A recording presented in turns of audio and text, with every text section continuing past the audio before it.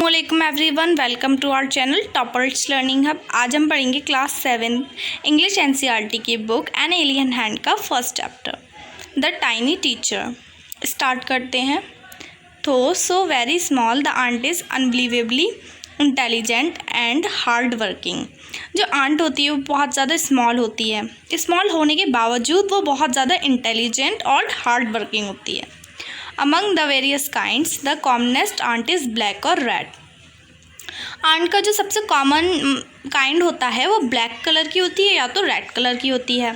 Ants live in comfortable homes called ant hills. जो ant का जो घर होता है उसे हम आंट हिल्स कहते हैं। Name the smallest insect you have seen and the wisest. Is it the fly? No it is not. Is it the mosquito? No not the mosquito. Then it must be the worm. No, none of these. It is the ant, the commonest, the smallest, but the wisest insect. आपने कभी सबसे smallest insect देखा होगा, उसका नाम बताइए जो बहुत ज़्यादा वाइज्ड हो। क्या वो उड़ सकता है? नहीं, वो उड़ नहीं सकता। क्या वो मॉस्किटो है? नहीं, वो मॉस्किटो नहीं है। तो फिर वो वर्म होगा? नहीं, वर्म भी नहीं होता। तो वो एक आंट है, सबसे कॉमनेस्ट है, मतलब सबसे आम है, हर जगह पाई जाती है आंट तो, और सबसे ज़्यादा स्मॉल है, लेकिन वो सबसे ज़्यादा वाइज भी है। छोटे होने के बावजूद वो अक्लमंद है। The story of an ant's life sounds almost untrue, but people have kept ants as pets and have watched their daily behavior closely. So we know a number of facts about this tiny, hardworking and intelligent creature. Ant की जो life है, उसकी जो story है वो बहुत untrue है, लेकिन जो लोग होते हैं आंट को पेट की तरह पालते हैं, मतलब रखते हैं अपने पास, और उनका डेली बिहेवियर जो होता है उससे नज़दीक से वॉच करते हैं, उसे एनालाइज करते हैं। हमें काफ़ी सारे फैक्ट पता हैं आंट के बारे में कि वो बहुत ज़्यादा छोटी होती है, हार्ड वर्किंग होती है और अक्लमंद क्रिएचर होती है। An ant uses its feelers और antenna to talk to other ants by passing messages through them. Watch a row of ants moving up और down the wall. Each ant greets all the others coming from the opposite direction by touching their feelers. Ant जो होती हैं वो अपने antenna को use करती हैं एक दूसरे को मैसेज पहुंचाने के लिए। एक दूसरे से जब वो बात करती हैं, जो उनके सर पर 2 एंटीना होते हैं, उसे टच करके एक दूसरे के एंटीना को वो एक बात करती हैं। जब आंट जैसे एक तरफ से एक आंट जा रही होती है और दूसरी तरफ से एक और आंट आ रही हो, तो वो एक दूसरे को ग्रीट करती हैं एक दूसरे के एंटीना को टच करके। ग्रीट मतलब हाय हेलो करना, वो इस तरीके से ग्रीट करती हैं।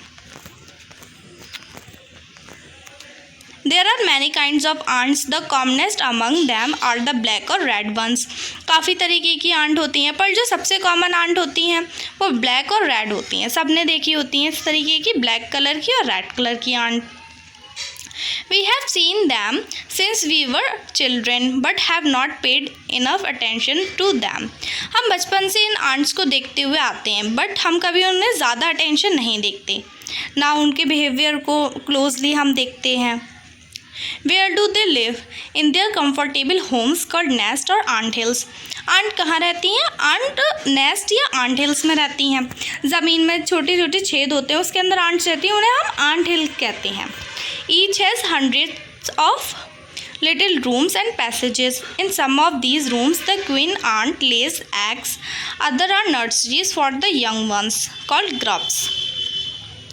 जो उनके आंट हिल्स होते हैं उसमें 100 तो रूम्स होते हैं 100 के हिसाब से, और पैसेजेस होते हैं, रास्ते होते हैं, और कुछ रूम में जो क्वीन रहती है, क्वीन वहाँ पर एग्स देती है, क्वीन आंट एग देती है, और कुछ नर्सरीज होती हैं, वहाँ पर यंग वंस रहते हैं, मतलब कि छोटे आंट जिन्हें हम ग्रब्स कहते हैं।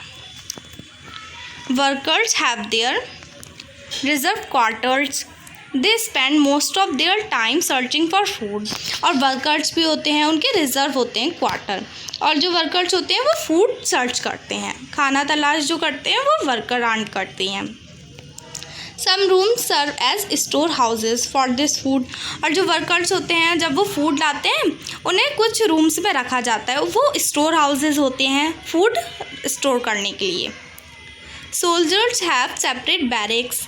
No worker has ever tried to live in a soldier's house. No soldier has ever gone out searching for food. और सोल्जर्स भी होते हैं, सोल्जर्स के अलग बैरक्स होते हैं, उनके लिए रूम्स होते हैं. जो सोल्जर्स के घर होते हैं उनमें कभी वर्कर्स नहीं जाते हैं, नहीं रह सकते. और जो सोल्जर्स होते हैं वो कभी फूड सर्च नहीं करते हैं. नो वर्कर और सोल्जर और cleaner has ever harmed a grub.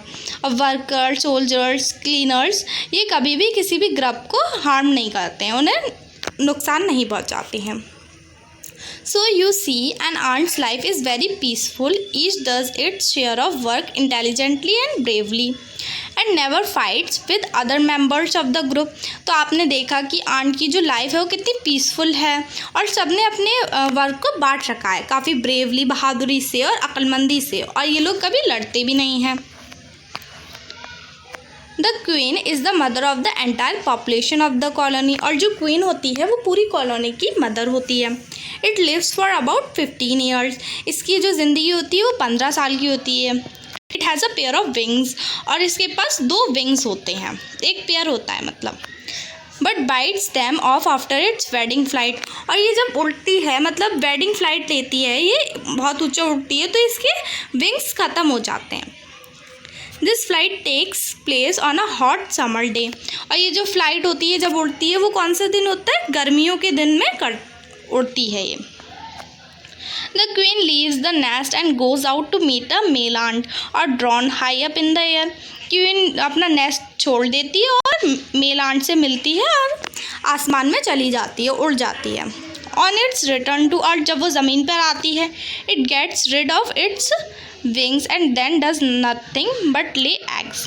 और जब अर्थ पर आती है, ज़मीन पर आ जाती है, तो इसके विंग उसके पास नहीं होते हैं, फिर वो कुछ नहीं कर सकती, उड़ नहीं सकती है, लेकिन अंडे देती है.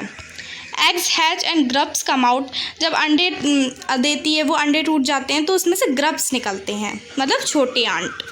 Soldiers guard them. सोल्जर उनकी रक्षा करते हैं. Workers feed and clean them and also carry them about daily for airing, exercise and sunshine. Workers होते हैं वो उन्हें खिलाते हैं, उनकी सफाई करते हैं और उन्हें डेली बाहर लेकर जाते हैं घुमाने के लिए, एक्सरसाइज के लिए और सनशाइन के लिए.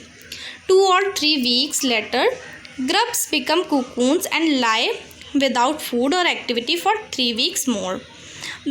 2 या 3 हफ्ते बाद ग्रब्स जो होते हैं वो कुकून में बदल जाते हैं और वो बिना खाने, बिना किसी एक्टिविटी के 3 वीक्स तक और रहते हैं. Then the cocoons break and perfect ant appears. जब वो कुकून टूट जाता है तो एक परफेक्ट आंट और एक मैच्योर आंट निकल जाती है, हमें मैच्योर आंट मिल जाती है. Now it's time for teaching and training. जब वो आंट पूरी मतलब एडल्ट हो जाती है तो क्या टाइम होता है? उसे टीच करने का और ट्रेन करने का. New ants learn their duties from old ants as workers, soldiers, builders, cleaners, etc. जो न्यू आंट होती हैं वो अपनी ड्यूटीज़ किससे सीखती हैं? ओल्ड आंट से, वर्कर्स की, सोल्जर्स, क्लीनर्स वगैरह की. After a few weeks training the small ants are ready to go out into the big world of work. Training के कुछ हफ्तों बाद जो न्यू आंट होती हैं वो तैयार हो जाती हैं अपने काम के लिए. An anthill is a home not only for ants but also for some other creatures, beetles, lesser breed of ants and the green fly. जो anthill होता है वो सिर्फ ant का ही घर नहीं होता, और creatures भी उसमें रहते हैं जैसे beetles, green flies और lesser breed of ants. Why do ants want these alien creatures to live in their nest? ant जो होती हैं वो क्यों इन creatures को अपने nest में रहने देती हैं? For several reasons. इसके पीछे काफ़ी सारे रीजन्स होते हैं. Some give off smell pleasant to the ant senses, others give sweet juices and some are just pets और playing things like cats and dogs to human beings. कुछ जो होते हैं वो इन्हें स्मेल्स देते हैं, प्लीजेंट स्मेल, आंट्स को अच्छी लगती है, और स्वीट जूसेस देते हैं. कुछ जो एनिमल्स जो होते हैं, क्रिएचर जो होते हैं, वो उन्हें ये पालती हैं पेट्स की तरह, जैसे ह्यूमन कैट्स और डॉग्स को पालते हैं इस तरीके से. The green fly is the ant's cow. और जो ग्रीन फ्लाई होती है वो आंट की काव होती है. The ants strain it to give honeydew like milk with the touch of their antenna. तो ग्रीन फ्लाई होती है वो इन्हें हनी ड्यू देती है। जैसे काऊ हमें मिल्क देती है, इस तरीके से इन्हें ये हनी ड्यू देती है। जब ये अपने एंटीना से इसे टच करती हैं तो वो उन्हें हनी ड्यू देती है। Have humans learn as much as ants have? Perhaps they have, but they have not put their learning to good use. क्या ह्यूमंस को आंट से ज़्यादा पता होता है? हाँ, पता होता है, बट जो ह्यूमंस होते हैं वो अपनी लर्निंग को, जो उन्हें पता है, वो अच्छे यूज़ में नहीं लेते हैं। They may still learn a few things from this tiny teacher: hard work, sense of duty and discipline, cleanliness, care for the young ones, and above all a firm loyalty to the land where they live.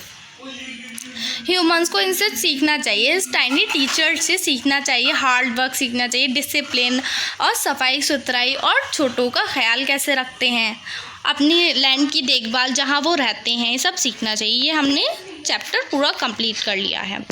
तो इस chapter में हमने सब पढ़ लिया। अब हम next video में नेक्स्ट चैप्टर स्टार्ट करेंगे। Thank for watching.